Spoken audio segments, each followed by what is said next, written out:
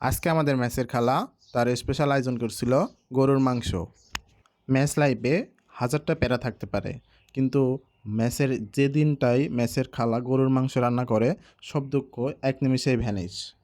আজকে রিভিউ দেবো আমাদের মেসের খালার হাতের স্পেশাল গরুর মাংসের। একবার রসুনটাই দেখুন, চাপ দিলেই মনে হয় রসে টলটলা সেই রসগোল্লার মতন। ম্যাচের চিরন্তন নিয়ম মেনেই আলুর সাইজ মাংসের চেয়ে বড় হলেও মাংস কিন্তু একদম তুলতুলে নরম ছিল, মুখে দিলেই মন ভরে যাচ্ছিল। মাঝে মাঝে খালা একটু বেশি ঝাল দিয়ে রান্না করে, তার জন্য চোখ দিয়ে পানি চলে আসে ঠিকই, তবুও হাত থামানো যায় না খালার হাতের এই জাদুকরি গরুর মাংসর রান্নার জন্য।